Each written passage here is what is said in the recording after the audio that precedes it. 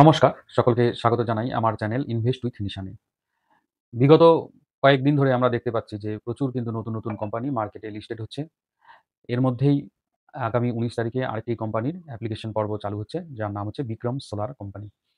এই যে বিক্রম সোলার কোম্পানিটি আছে, এটা হলো কলকাতা বেসড একটি কোম্পানি।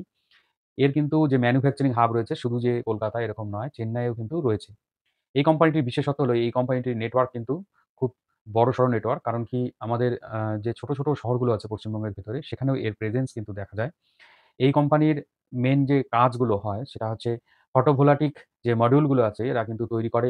তারপরে ইপিসি কাজগুলো করে এবং পরবর্তীতে ইনস্টলেশন এর পরে অপারেশন এবং মেইনটেন্যান্স এর কাজগুলো কিন্তু করে। এবার এই যে কোম্পানিটা মার্কেটে লিস্টিং হতে যাচ্ছে, এর কিন্তু প্রচুর কম্পিটিটর কিন্তু অলরেডি লিস্টেড হয়ে আছে। যেমন ওয়ারি এনার্জিস কিন্তু এর একটা ভালো রকমের কম্পিটিটর। তবুও যেহেতু কোম্পানিটি আইপিও আনছে আগামী ১৯ তারিখ, সেখানে আমরা অ্যাপ্লিকেশন করব কিনা সেটা নিয়েই এই ভিডিওতে আমি আলোচনা করব। এই কোম্পানির যে আইপিওটা আসবে সেখানে যে আমরা অ্যাপ্লিকেশন করব তার আগে কিছু বিষয় কিন্তু আমাদের দেখে নেওয়া দরকার। যেমন হচ্ছে টেন্টেটিভ টাইমলাইন মানে কবে অ্যাপ্লিকেশন পর্বটা শুরু হচ্ছে এবং শেষ হচ্ছে। তার সাথে বিভিন্ন যে লিস্টিং ডেট কবে এবং আমরা আপ টু ডেট রাখবো নিজেদেরকে। এর জিএমপি কি চলছে এবং কিউআইবি কোথায় সাবস্ক্রিপশন কিরকম হচ্ছে। এই ইন ডিটেইলস এগুলো কিন্তু আমাদের জানা প্রয়োজন রয়েছে। তারপরেই গিয়ে কিন্তু আইপিওতে অ্যাপ্লিকেশন করব কিনা সিদ্ধান্ত নেওয়া প্রয়োজন। তো চলুন আজকের এই ভিডিওতে আমরা সেটাই জানার চেষ্টা করব যে আমরা অ্যাপ্লিকেশন করব কিনা এবং অ্যাপ্লিকেশন করলে পরে কি উদ্দেশ্যে অ্যাপ্লিকেশন করব। যেরকম আমরা কেউ লিস্টিং গেইন এর জন্য অ্যাপ্লিকেশন করি, কেউ শর্ট টার্ম প্রফিট এর জন্য অ্যাপ্লিকেশন করে থাকি, কেউ লং টার্ম হোল্ডিং এর জন্যও অ্যাপ্লিকেশন করে থাকি। এবার এই কোম্পানিটার ফিন্যান্সিয়াল বা ফান্ডামেন্টাল সেলস কি আছে এবং এরা কি ধরনের কাজগুলো করে সেগুলো আমরা চুলচেরা বিশ্লেষণ করে একটা সিদ্ধান্ত নেওয়ার চেষ্টা করব।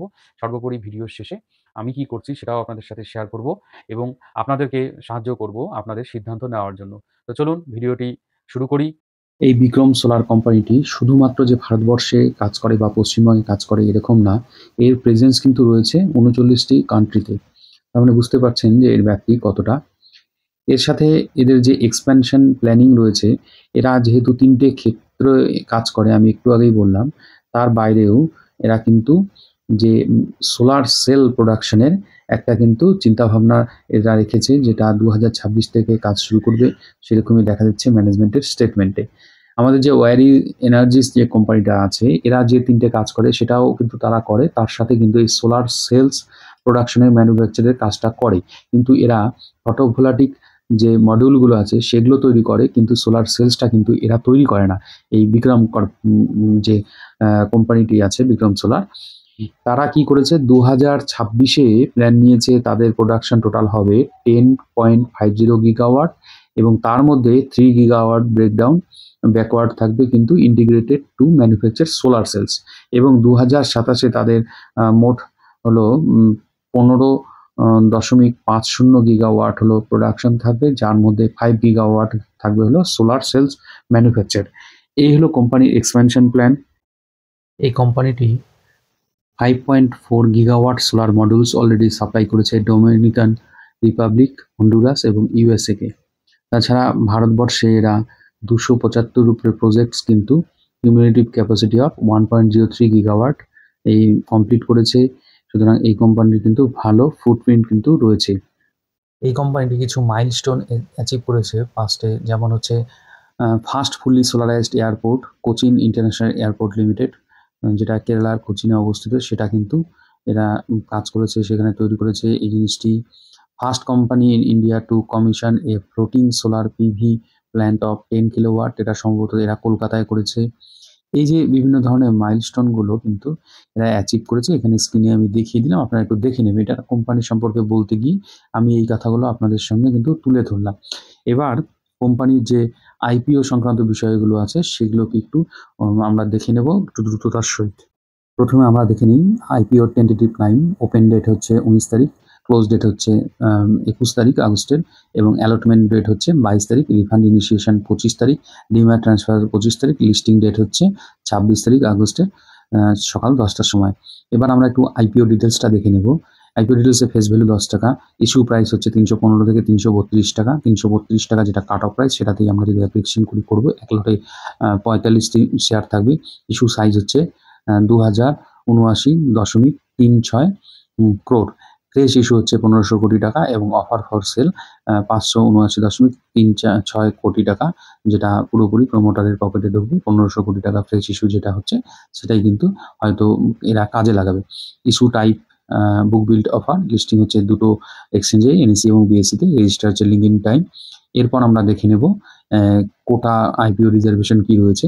ইউআইবি কোটায় রয়েছে 50%, এনআইআই কোটায় যেটা রয়েছে সেটা 15% এবং রিটেল কোটায় রয়েছে 35%, অর্থাৎ আমরা রিটেলার যারা তাদের জন্য 35% কোটা কিন্তু বরাদ্দ রয়েছে। এরপর আমরা একটু ফিনান্সিয়াল ইনফরমেশনটি কোম্পানির একটু দ্রুত দেখে নেব। এখানে এর প্রত্যেক ইয়ারের কিন্তু মার্চ মাসের পর্যন্ত, মানে অর্থাৎ ইয়ার এন্ডের যে ডাটাটা সেগুলোই দেওয়া আছে। এখানে যদি আমরা দেখতে পারবো যে 2022 থেকে 2025 পর্যন্ত পরপর 4টে বৎসরের এখানে কিন্তু ডেটা দেওয়া আছে। এখানে অ্যাসেট যদি দেখি, কোম্পানির প্রত্যেকটা বৎসর কিন্তু অ্যাসেট বেড়েছে, তার সাথে রেভিনিউ দেখলে পরে আমরা দেখবো যে প্রত্যেকটা বৎসর রেভিনিউ বেড়েছে, তার সাথে প্রফিট আফটার ট্যাক্সও কিন্তু বেড়েছে। লাস্ট যে ফিনান্সিয়াল ইয়ার গেছে 31শে মার্চ 2025-এর, সেখানে কিন্তু প্রফিট আমরা দেখতে পাচ্ছি প্রায় 140 কোটি টাকার মতো। সেটা গত যে ফিনান্সিয়াল ইয়ার তার কিন্তু অনেকটাই বেশি, প্রায় 80%-এর উপরে কিন্তু বেশি দেখতে পাচ্ছি এখানে।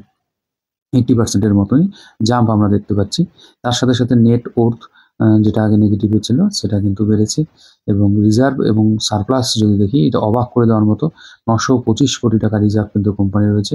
এখানে এখন দেখাচ্ছে বর্তমানে কিন্তু কোনো ধরনের বোরোইং কিন্তু কোম্পানি আমরা দেখতে পাচ্ছি না। তাহলে বলা যায় ফিনান্সিয়ালি কোম্পানিটি ভালো একটা পজিশনে রয়েছে। এবার এই কোম্পানিতে আমরা যে পিআর কোম্পানিগুলো এর আগে দেখালাম, সেখানে আমি বলেছিলাম যে এরা একটু অন্যরকম কাজ করে। এরা অন্যরকম কাজ করে বলতে এরা যে কাজগুলো করে এই কোম্পানিগুলো সেই কাজগুলোই করে। সুতরাং এই পিআর কম্পারিজনের সাথে তুলনা করি তখন কিন্তু একটা এখানে একটা কম্পিটিশন এরা কিন্তু ফেস করবে। তবুও কিন্তু এর যে বিক্রম সোলার যে আছে, এর কিন্তু স্ট্রং ব্র্যান্ড প্রেজেন্স রয়েছে। হ্যাঁ, এটা যেহেতু এতগুলো দেশে কাজ করে এবং ডাইভার্সিফাইড প্রোডাক্ট পোর্টফোলিও রয়েছে এবং এদের ফিউচার এক্সপেনশন প্ল্যান রয়েছে, রোবাস্ট ম্যানুফ্যাকচারিং ক্যাপাবিলিটিস রয়েছে, ইন্টিগ্রেটেড বিজনেস মডিউল রয়েছে, এক্সপিরিয়েন্স ম্যানেজমেন্ট টিম রয়েছে এদের, এবং track record of execution large project এটা কিন্তু এদের রয়েছে। আমি একটু আগেই বললাম এরা কিন্তু বড় বড় প্রজেক্ট কিন্তু ইন্ডিয়াতে করেছে, প্রায় 275টার উপরে প্রজেক্ট কিন্তু কমপ্লিট করেছে, অর্থাৎ এদের ফুটপ্রিন্ট কিন্তু ভালো রকম রয়েছে। এবার কিছু সমস্যা থাকবেই, যেটা আমি বললাম কম্পিটিশান, ইন্টেন্স কম্পিটিশান, যেটা আমি বললাম ডোমেস্টিক এবং গ্লোবালি এটা ফেস করতে হবে, যেহেতু এতগুলো কান্ট্রিতে এরা বিজনেসটা করে, এটা রয়েছে। আর একটা ফরেন কান্ট্রিতে যখন বিজনেস করবে তখন ফরেন কারেন্সির ওঠানামার উপরেও কিন্তু এর রিস্ক থাকবে। টেকনোলজি চেঞ্জেস হয় অনেক সময়, এরা যে টেকনোলজিতে কাজ করছে, রিসার্চ অ্যান্ড ডেভেলপমেন্ট যদি এরা ঠিকঠাক না করে ভবিষ্যতে দিয়ে, এটার একটা সমস্যা হতে পারে। তবে আমরা যে বিষয়ে এখানে কথা বলতে এসেছি যে আমরা আইপিওতে অ্যাপ্লিকেশন করব কিনা। এবার আইপিওতে যে কোনো একটা আইপিওতে অ্যাপ্লিকেশন করতে গেলে আমরা যে বিষয়গুলো দেখি, সেটা প্রথম হচ্ছিল সাবস্ক্রিপশন রেট কত, কীরকম হয়, প্রথম 2-1 দিন আমাদের দেখে নিতে হয়, পারলে পরে লাস্ট ডেটে গিয়ে অ্যাপ্লিকেশন করলে ভালো হয়। তখন ততদিনে সাবস্ক্রিপশন রেট, বিশেষ করে কিউআইবি কোটায় কতটা সাবস্ক্রাইব হলো, হ্যাঁ, সেটা একটু দেখে নেওয়া দরকার থাকে। আপনারা সেটা একটু দেখবেন যখন অ্যাপ্লিকেশন করবেন। তার সাথে সাথে দেখবেন যে জিএমপি কত চলছে, অর্থাৎ গ্রে মার্কেট প্রিমিয়াম কত চলছে। যদি এটা অফিসিয়াল কোনো ডাটা নয়, এটা কিন্তু মার্কেটের বাইরে সেটেলড একটা বিষয়, এটা ওঠানামা করে। এটা কিন্তু টোটালি ডিপেন্ড করে মার্কেট সেন্টিমেন্টের উপর, অর্থাৎ আমাদের যখন মার্কেট যখন একটু বুলিশ থাকে তখন দেখবেন এই জিএমপিও বেশি দেখাবে, আবার একটু মার্কেট নেগেটিভ পেলে, অর্থাৎ মার্কেট সেন্টিমেন্টের উপর ডিপেন্ড করে এরা ওঠা এবং নামাটাও কিন্তু চলতে থাকে। এটা কোনো অফিসিয়াল ডাটা নয়।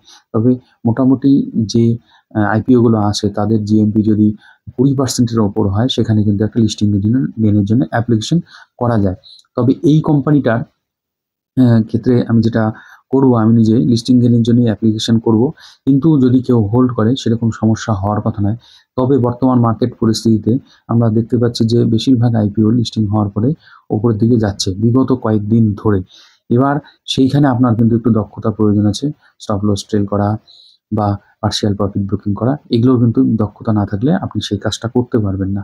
এবার আপনি অ্যাপ্লিকেশন যদি করেন লিস্টিং গেইনের জন্য, তাহলে তো কোনো প্রশ্নই নেই, লিস্টিং গেইন আশা করি এখানে পেয়েই যাবেন। কারণ কি এখনই আইপিও অ্যাপ্লিকেশন পর্ব চালু হওয়ার আগে 20% অলরেডি জিএমপি দেখাচ্ছে, হয়তো এটা আরও বাড়তে পারে আগামীতে। এই জিনিসগুলো কিন্তু একটু লক্ষ্য রাখবেন। এবং যদি বিজনেসের কথা বলেন, লং টার্ম হোল্ড করবো কিনা সেই জায়গায় যদি কেউ ভাবেন, তাহলে কিন্তু এখানে লং টার্ম হোল্ড করা যায়। তবে মার্কেটের সেন্টিমেন্ট যেহেতু খুব ভোলাটাইল, সুতরাং সেই জায়গায় একটু টেনশনের কারণ আছে। তবে আমি সবটাই বললাম, যদি আ বিগত কয়েকটি আইপিও লিস্টিং দেখেন যে কোম্পানিগুলো ভালো ছিল তাদের কিন্তু যেমন NSDL, এরা কিন্তু লোটাস, এগুলো কিন্তু আইপিও গুলো লিস্টিং হওয়ার পরে কিন্তু অনেকটা কিন্তু তারপরেও কিন্তু লিস্টিং প্রাইসের থেকে উঠেছে। এবার এখানে যদি আপনি দক্ষ হন তাহলে এই শর্ট টাইমের জন্য আপনি হোল্ড করে ট্রেল করে যেতে পারেন। তবে একটা জিনিস, যেকোনো আইপিও আসলে পরেই একবারে যে সোজা উঠবে না, মার্কেটে কারেকশন থাকে, একটা বেস বিল্ডিং এর জায়গায় যায় স্টকগুলো। তারপরে সেখান থেকে আবার একটা ব্রেক আপ বা ব্রেকআউট হলে পরে সেখানে আমাদের আবার একটা এন্ট্রি পয়েন্ট খুঁজতে হয়। সেই জায়গায় দাঁড়িয়ে যদি এরকম কেউ করেন যে পার্শিয়ালি প্রফিট বুকিং বা লিস্টিং গেইন নিয়ে কেটে দিলেন, তারপরে আবার বেস তৈরি করলে কোম্পানিতে আবার এন্ট্রি করতে পারেন, অথবা স্টপ লস টেল করে গেলেন, স্টপ লস কেটে গেল। এরকমভাবে আপনারা কাজটা করতে পারেন। এবার অ্যাপ্লিকেশন পর্ব চালু হলে পরেই আমরা দেখব জিএমপি, সাবস্ক্রিপশন রেট এবং আমাদের তার সাথে, সাথে এক্সিস্টিং আমাদের যে মার্কেটের সেন্টিমেন্ট নেগেটিভ না পজিটিভ, এগুলো দেখে আমরা কিন্তু এখানে অ্যাপ্লিকেশনটা করব। অ্যাপ্লিকেশন আমিও করব। এবার আমি আমার যা শেয়ার করার এই কোম্পানির বিষয়ে মোটামুটি একটা সংক্ষেপে ধারণা আপনাদের সঙ্গে তুলে ধরলাম।